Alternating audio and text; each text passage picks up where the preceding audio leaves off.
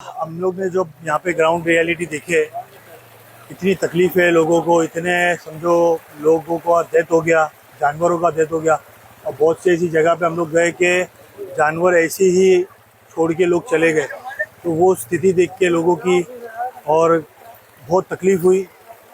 और मैं चाहूँगा, मैं दुआ करूँगा कि भगवान अल्लाह हम सबको ये स्थिति से जल्दी बाहर निकाले और जो परेशानी लोगों को हो रही है वो उसे छुटकारा मिले। आपको पहले कैसे पता चला कि असम इतना आपातकाल में है? ऊपरी असम का 3 जिले। मेरे को बहुत सारे मैसेजेस आए थे इंस्टा पे, फेसबुक पे कि ये, और मैंने वीडियोस भी देखा और मैंने ऐसा बाढ़ मैंने कभी देखा नहीं जो इतना फ्लो से पानी आ रहा था। वो बहुत समझो दिल दहलाने देने वाला था और बहुत खतरनाक था। वो बहुत देख के बहुत समझो तकलीफ भी, अफसोस भी हुआ।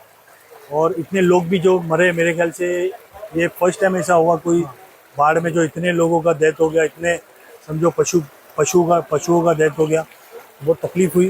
तो अभी हमसे रहा नहीं गया, तो हम आ गए। और जो लोगों ने जो मोहब्बत दिखाए हमारे लिए, तो उसके लिए आसाम वासियों का तहे दिल से शुक्रिया। मेरा दिल, अगर मैं यहाँ से बम्बई भी गया लेकिन मेरा दिल आसाम में ही रहेगा हमेशा। सर, आप आसाम अभी और 2 दिन। 2 दिन आपको, यानी दूसरे जो आपको जो मानवता को पहचान लेके चल रहा है, उन लोगों को आप क्या बोलेंगे आसाम के बाद?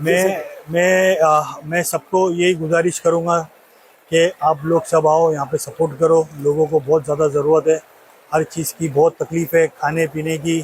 अभी जब पानी भी उतर रहा है तो लोगों को समझो मस्कीटो से और समझो बदबू से बहुत ज़्यादा परेशानी हो रही है, बीमारियों से परेशानी हो रही है।